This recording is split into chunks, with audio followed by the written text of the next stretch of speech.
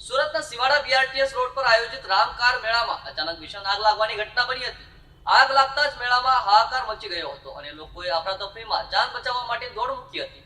આ ઘટનાની જાણ થતાં જ સુરત શહેર ફાયર બ્રિગેડ અને પોલીસની ટીમ ઘટના સ્થળ પર તરત દોડી આવી હતી. ફાયર વિભાગની ટીમે પાણીના મોટા મારાથી આગ પર કાબુ મેળવવા માટે ભારે જહેમત કરી અને સતત પ્રયાસો કર્યા. આગ એટલી વિકરાળ હતી કે ફાયર કર્મીઓને તેને શાંત કરવા માટે ખૂબ જ સંઘર્ષ કરવો પડ્યો. સદનસીબે અકસ્માતમાં કોઈ જાનહાનિ થતી અટકી ગઈ, પરંતુ મેળામાં લગાવેલા સ્ટોલ, વાહનો, સાધન સામગ્રી અને અન્ય બાગડા વ્યાપક રીતે નાશ પામ્યા હતા. સ્થાનિક વહીવટીતંત્ર અને પોલીસની પ્રથમ તપાસ મુજબ આગનું મુખ્ય કારણ શોર્ટ સર્કિટ હોવાની શક્યતા બતાવવામાં આવી રહી છે. પોલીસ અને ફાયર વિભાગે સ્થાનિક વહીવટીતંત્ર અને પોલીસની પ્રાથમિક તપાસ મુજબ આગનું મુખ્ય કારણ શોર્ટ સર્કિટ હોવાની શક્યતા બતાવવામાં આવી રહી છે. પોલીસ અને ફાયર વિભાગે ઘટનાની પૂર્ણ તપાસ શરૂ કરી દીધી છે અને વધુ માહિતી એકત્ર કરી રહી છે.